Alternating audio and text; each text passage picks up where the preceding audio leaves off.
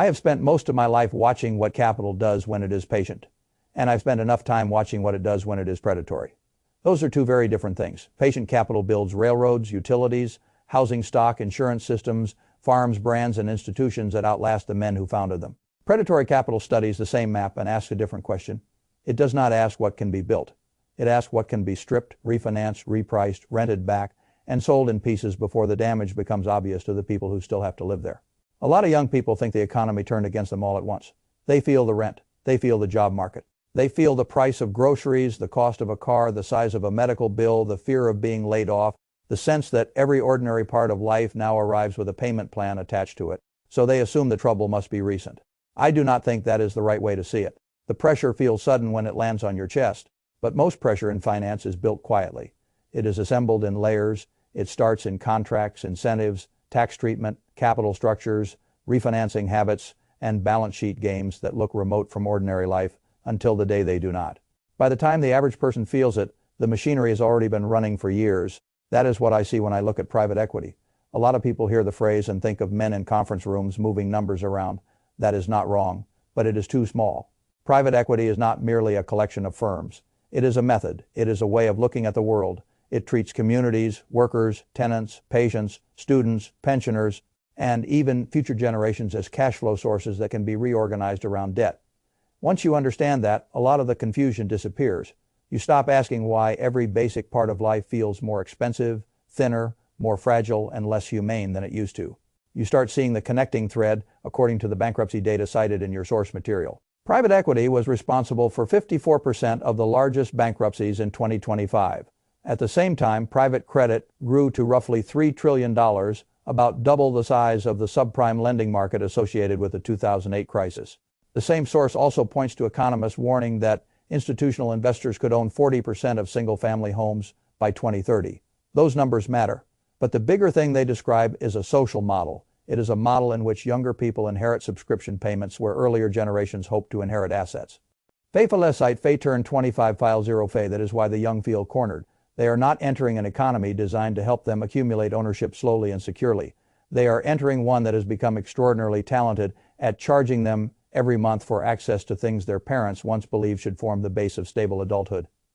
Housing, transportation, medical care, even employment itself, because more and more jobs are tied to companies that were bought, leveraged, squeezed, and hollowed out by the same financial logic.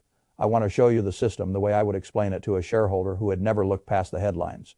If you begin there, you can stop getting distracted by symptoms and start identifying the machine. The machine did not arrive yesterday.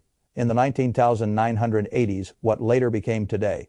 As private equity industry was still more commonly described as leveraged buyouts. Back then, the nickname was barbarians at the gate. That name carried the right emotional texture. It told you that the process was not primarily about stewardship. It was about entry, capture, and extraction. Banking changes, tax policies that favored debt, and the rise of junk bonds made it easier to buy large businesses with borrowed money. Fay turned 25 file 0 Fay. The basic mechanics are simple enough for any citizen to understand. And they are simple enough that every citizen should. A private equity firm sees a company that can carry more debt than it currently carries. The firm does not use its own money for the whole purchase. It uses a little of its own money. It borrows a lot more. Then it places much of that debt not on itself, but on the company it acquires. That is the trick. It is not a trick in the sense that it is hidden. It is a trick in the sense that it changes who bears the burden. The buyers get control. The company gets the debt. The workers, customers, suppliers, and communities get the consequences. Once that debt sits on the company's shoulders, management behavior changes, cost cuts become urgent, asset sales become rationalized, wages are pressured, staffing is reduced, maintenance is delayed, inventory discipline gets praised until shelves look thin. Benefits weaken, real estate gets sold, things that once existed to make the business resilient are reframed as excess. If the company survives long enough, another loan can be added and a dividend recapitalization can send cash back to the private equity owners even before a true operating turnaround has occurred. Losses remain social when collapse comes, gains remain private when the extraction works. Fay turned 25, file 0 Fay. I do not want you to miss the moral inversion there. The people who built the business often do not get the upside. The people who work in the business definitely do not get the upside. The people whose pensions help fund the deal usually do not understand the risks they are underwriting. But the fee structures, the carried interest, the refinancings, and the recapitalizations can reward the financial sponsor long before the long-term health of the enterprise has been proven. When I was young, business culture still talked a great deal about earning trust. That did not mean the world was innocent. It was not. There's always been greed, there's always been financial engineering, but there was still a stronger cultural expectation that capital should at least pretend to honor the thing it touched. What troubles me now is how openly many institutions behave as if the shell can be emptied with no obligation to the people living inside it. Between 1980 and 1989, leveraged buyouts in the United States rose from roughly $1 billion a year to more than $60 billion before the bubble cracked in the early 1990s. The name changed over time. The appetite did not. Private equity firms increasingly raised money from pensions and university endowments, borrowed more from banks and credit markets, and enlarged the game. Your source notes that the top 5 private equity firms now control assets larger than the economies of roughly 180 countries, including countries as large as Japan and India. When power accumulates at that scale, it does not stay inside spreadsheets. It reaches into housing supply, hospital staffing, retail employment, and the price structure of ordinary life. Fay file site Fay turn 25, file 0 Fay. This is why I reject the lazy claim that younger people simply do not work hard enough. That claim is popular because it protects the ego of the people saying it. It allows them to believe they succeeded in a neutral system and that anyone struggling must therefore be flawed. But the system is not neutral. It has been altered. A generation entering adulthood today is not entering the same opportunity set that existed decades ago. That does not excuse bad habits, weak character, or foolish spending. Those things still matter. But honesty requires us to separate personal discipline from systemic extraction. If a young person is trying to launch a life while the jobs are less secure, the rents are structurally higher, starter homes are being turned into institutional rental inventory, medical care is more expensive, cars are financed over absurd terms, and the firms employing that young person are themselves being hollowed out by debt, then you are no longer looking at a failure of individual will. You are looking at a reduced field of motion. That reduction shows up clearly in work. Your source points to more than 1 million Americans losing retail jobs as a result of private equity takeovers between 2009 and 2019, with Toys R Us becoming the emblematic case after being loaded with more than $5 billion of debt and ultimately laying off over 33,000 workers. It also notes that private equity-backed companies accounted for 71% of the largest bankruptcies in the consumer discretionary sector in 2025 and about 60% of the largest manufacturing bankruptcies. The source further states that the average leveraged buyout results in an 18% reduction in wages. Fay Felicite Fay turn 25 file 0 Fay. Those figures are not abstractions. They describe the narrowing of first jobs, second chances, and training grounds. Young people do not begin their economic lives in corner offices. They begin in stores, warehouses, service jobs, logistics operations, medical support roles, and entry-level corporate seats. Those places are the ramps by which a person acquires confidence, routine, references, and enough cash flow to begin accumulating a little stability. Now imagine those ramps being bought by firms that study labor as a cost line to be reduced rather than a human system to be cultivated. That is what makes the effect generational. It is not just that jobs disappear. It is that the ladder itself gets shorter. A society can survive a lot of bad headlines. What it cannot survive indefinitely is the destruction of on-ramps. When the first rung vanishes, the rest of the lecture about ambition becomes insulting. The same pattern appears in housing, and here the damage may be even deeper because housing is not only a monthly expense, it is a stabilizer. It is where families locate children in school districts, where communities form, where aging parents stay close to care, and where wealth gets accumulated slowly if the owner is lucky and prudent. The United States currently faces a shortage of roughly 5 million homes and a shortage of 7.2 million affordable and available rental units, according to the material you provided in that environment. Private equity and other institutional investors have moved aggressively into built-to-rent housing and manufactured housing. The source says built-to-rent homes have risen 134% since 2019 and now represent roughly 8 to 15% of all single-family housing starts. It also states that institutional investors accounted for 23% of all manufactured home park purchases in 2020 and 2021. And that in Michigan private equity owns roughly 25% of manufactured housing, raising rents by more than 45%. Fay Felicite Fay turn 25 file 0 Fay. Read those sentences slowly. There is a housing shortage. Affordability is already broken. Starter homes are becoming rental product. Manufactured housing, one of the last affordable options, is being financialized. The rent on the land under the home can be raised because the resident often cannot cheaply move the structure. That is not efficient capital allocation. That is the monetization of immobility. When I think about first-time homebuyers being at their lowest level in nearly 50 years, and when I see the estimate in your source that Gen Z will spend roughly $145,000 on rent by age 30, I do not interpret that as a cultural preference for flexibility. I interpret it as delayed ownership purchased at a premium. A generation is being trained to feed monthly cash into systems that are increasingly designed to prevent the transition from renter to owner. Faithful site. Fay turn 25 file 0 Fay that matters because ownership changes behavior. An owner thinks differently from a permanent payer. An owner can plan, an owner can make improvements and internalize part of the return. An owner can use equity as a buffer. A permanent payer becomes a tenant, not only in a building, but in life. He rents shelter, he rents software, he rents access, he finances transportation, he pays subscriptions for entertainment, cloud storage, delivery communication, and often education. And because so much of his cash flow is pre-committed, he arrives at each setback without a cushion. That absence of cushion is one of the most expensive conditions a human being can live under. It forces short-term thinking. It turns every surprise into a small emergency. It makes bad debt look like relief. It makes people easier to govern through fear. The ugliness of the pattern becomes even more obvious in healthcare because healthcare exposes what a society truly values. Private equity has invested more than $1 trillion in U.S. healthcare over the past decade, according to the source you supplied. The document describes investments across hospitals, behavioral health, nursing homes, ambulance services, and medical staffing.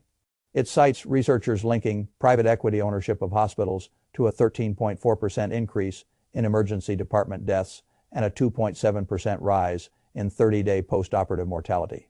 It also cites roughly 27% higher falls and 38% more central line infections in private equity-owned hospitals, and notes salary cuts of nearly 18% and an 11.6% drop in full-time emergency department staffing.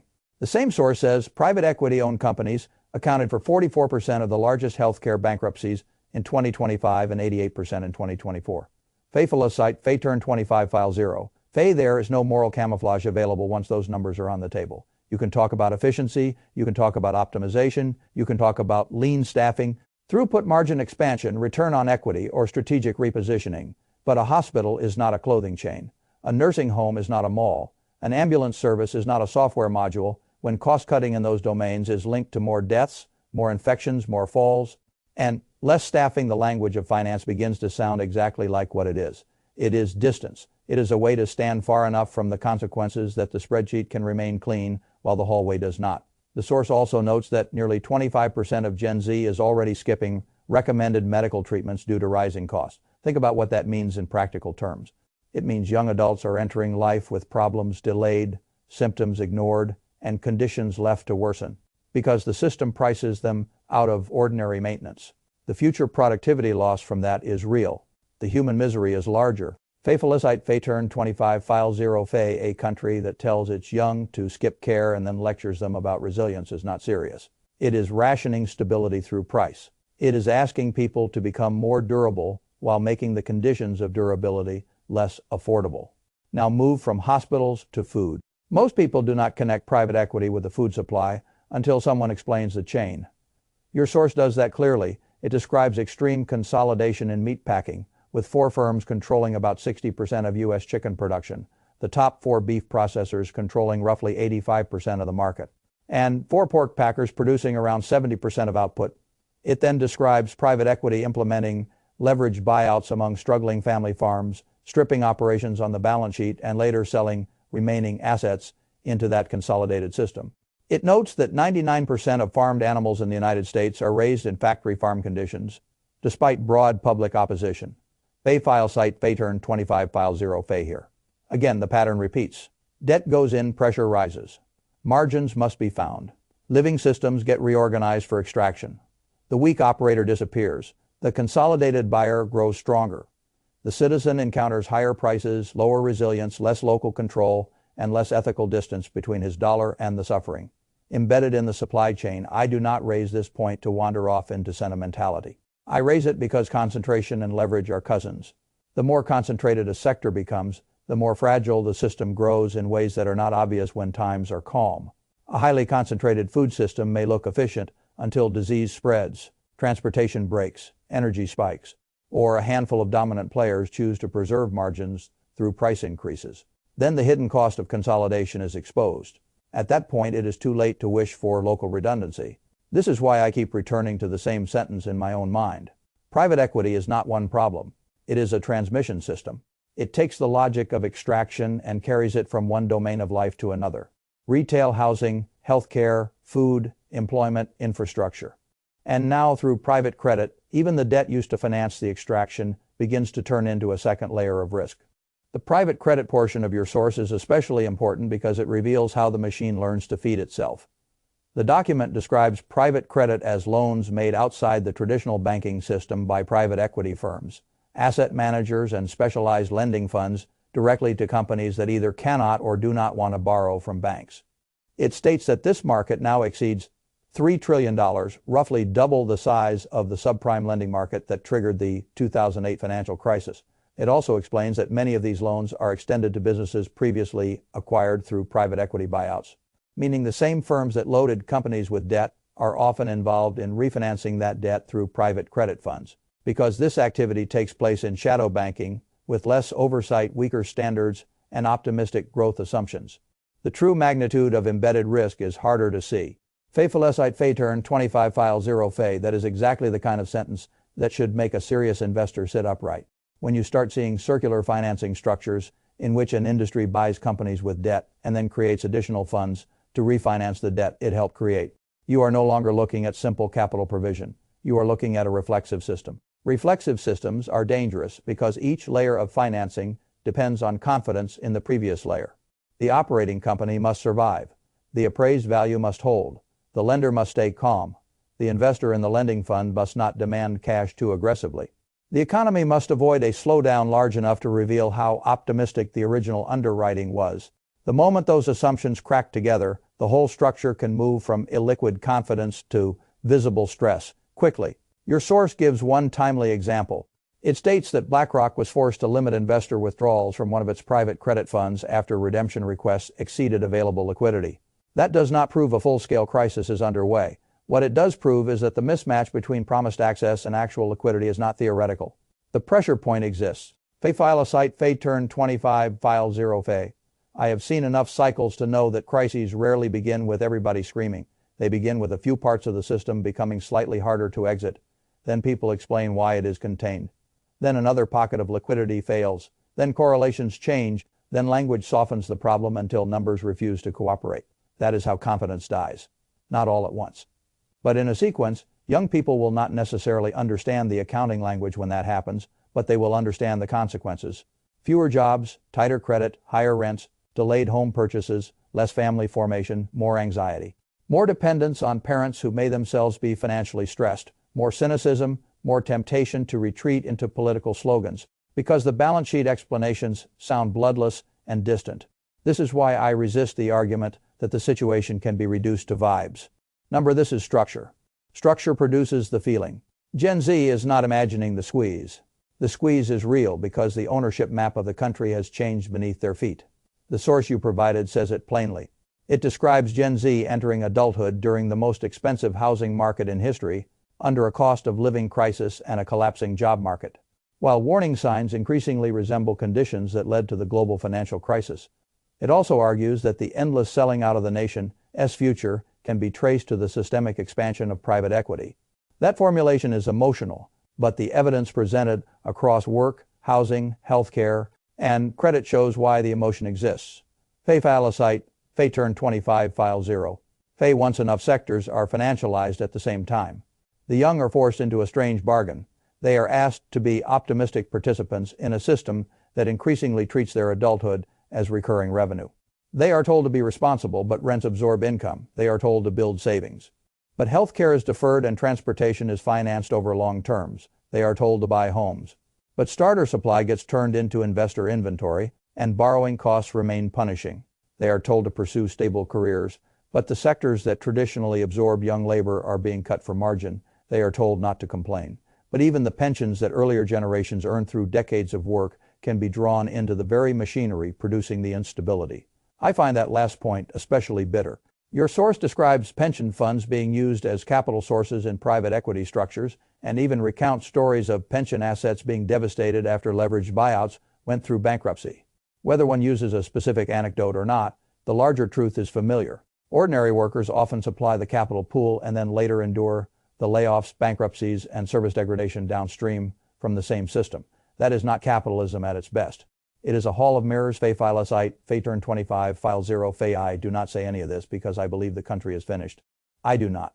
I believe countries can recover from a great deal, but recovery requires honesty, and honesty begins by naming incentives correctly. If there is no meaningful penalty for over-leveraging companies, extracting fees, refinancing through shadow systems, and socializing losses through bankruptcy or bailout, then the incentive to continue is obvious. If the people at the top believe they will keep the gains when times are good and externalize much of the damage when times are bad, the system will keep moving in the same direction. Why would it not?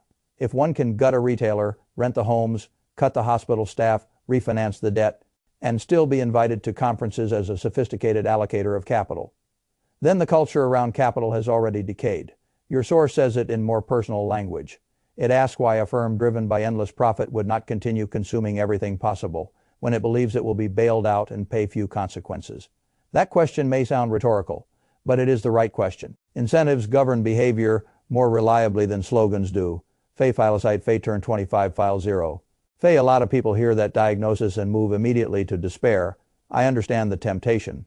If every straw you pull out of the hat seems to reveal another danger, private equity, private credit, AI displacement, the car market, debt infrastructure, geopolitical conflict, then paralysis can start to masquerade as realism. But paralysis is still surrender, and surrender is precisely what extraction systems depend on. They do not need every citizen to love them. They merely need most citizens to believe that resistance is either futile or too inconvenient. That is why I was struck by the last movement in your source, even though the tone there becomes more personal and less analytical. Beneath the frustration sits an important principle. Massive corruption does not excuse ordinary negligence in private life. The point is not that pushing in a chair fixes private equity. The point is that a society that cannot maintain discipline in small things will not sustain discipline in large things either.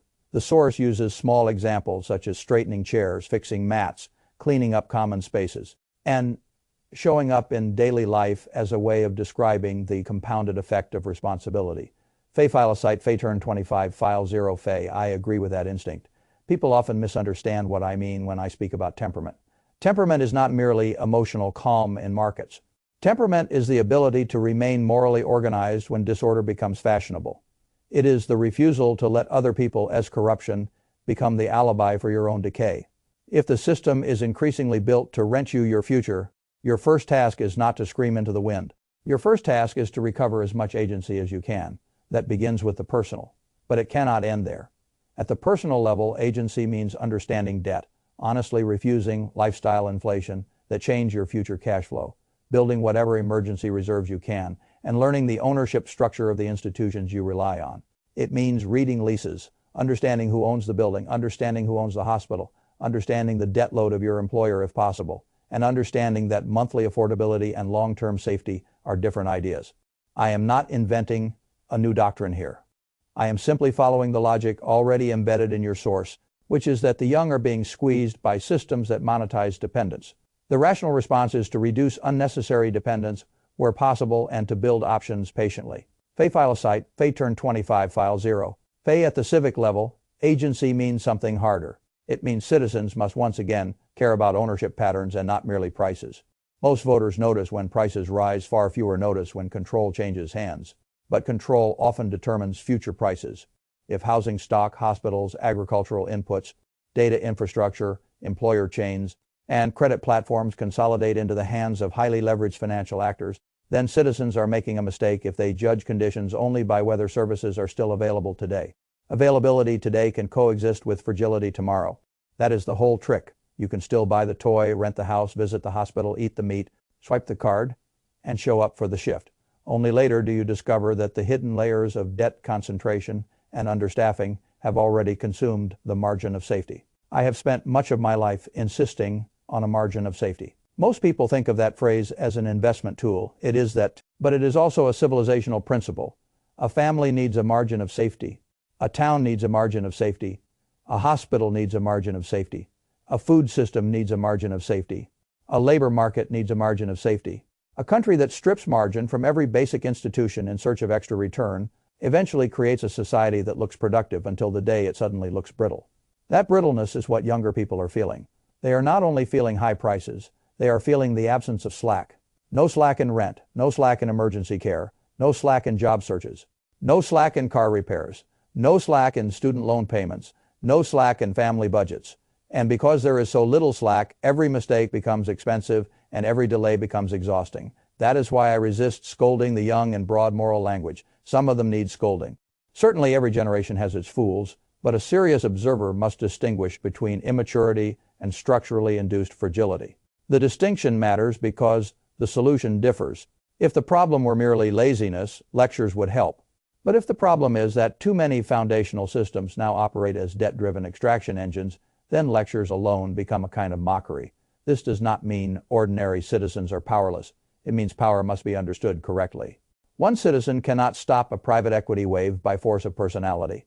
One video does not unwind decades of regulatory drift, tax advantages, shadow banking growth, and cultural tolerance for predation. But one citizen can become harder to exploit. A family can become more literate about debt. A community can support local institutions before they disappear. Workers can ask who owns the company and how much debt sits above them. Voters can pay attention to market concentration and not merely campaign mood music. Consumers can learn that convenience often hides concentration.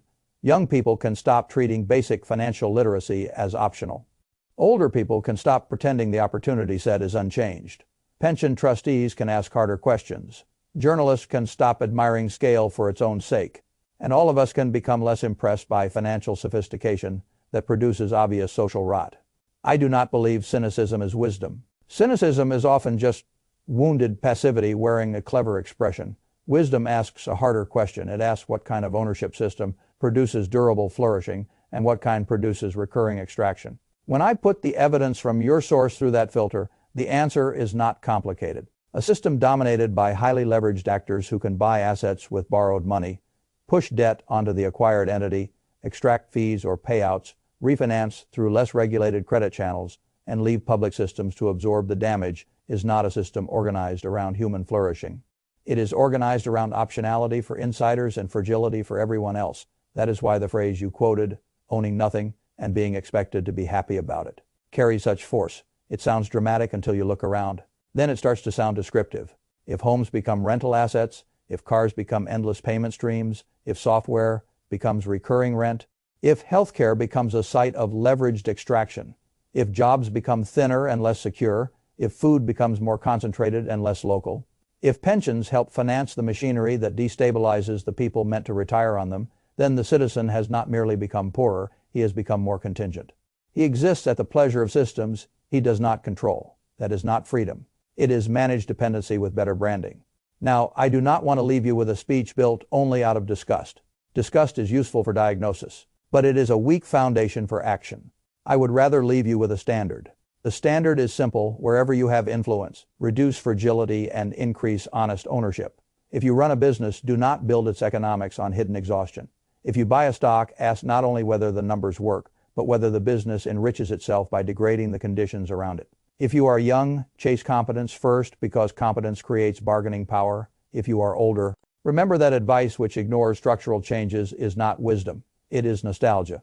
If you are part of an institution, whether a pension, an endowment, a board, or a town council, ask whether the returns being pursued depend on weakening the system your own people must later inhabit. And in your private life, stop insulting the importance of small disciplines. Keep your word, read the contract, push in the chair, save the cash, own what you can, avoid financing your identity, care for what is shared, show up cleanly. None of that defeats private equity by itself. But all of it builds citizens who are harder to convert into passive revenue streams. The source you provided closes with a form of hope grounded in small ripples, in the idea that people can model responsibility in daily life and that others can catch it. I think that idea matters because extraction systems thrive in cultures where citizens feel detached from one another and from the spaces they occupy. When people stop caring for what is common, they become easier to rule through price and convenience. When people recover the habit of stewardship, even in small settings, they begin rebuilding the moral muscle required for larger resistance. Fay file a site, Fay turn 25 file 0 Fay. I have always believed that character compounds. That is true in markets. It is true in families. It is true in nations. Predation compounds too. So does neglect. So does passivity. That is why the stakes are higher than most people think. The question is not simply whether the economy will have a recession, a crisis, or a bailout. The deeper question is what kind of population will stand on the other side of it. Will it be a population trained to own, build, repair, and think long-term, or will it be a population trained to rent, react, scroll, refinance, and hope someone else takes responsibility? That is the real contest, and it is already underway. If I were young today, I would want somebody to tell me the truth. I would want them to tell me that the game board has changed. I would want them to tell me that many prices are not accidents, that many shortages are not purely natural, that many forms of instability are profitable to somebody, and that much of what feels like random pressure is actually the output of concentrated incentives. I would also want them to tell me that despair is a luxury I cannot afford, not because things are secretly fine, they are not, but because the only honorable response to a system that extracts hope is to become more disciplined about creating it. Hope is not a slogan. It is a practiced form of responsibility. It is what appears when citizens continue building margins of safety in their own lives, while demanding that the institutions around them stop pretending extraction is the same thing as progress. So I will tell you what I believe. I believe a nation can survive bad policy, greedy cycles, and foolish manias longer than people expect. I also believe a nation eventually pays dearly if it allows too many of its foundational systems to be treated as collateral. That is where the real danger lies. Not in one headline, not in one firm, not in one quarter, but in a long habit of turning homes, jobs, hospitals, farms, and communities into inventory for financial strategies that promise sophistication while producing fragility. When you see that clearly, you stop arguing about whether the pressure is real. You begin asking how much of your life you can move back toward ownership, prudence, and stewardship before the next part of the machine reaches you. That is not a perfect answer, but it is a serious one. And serious answers are where recovery begins.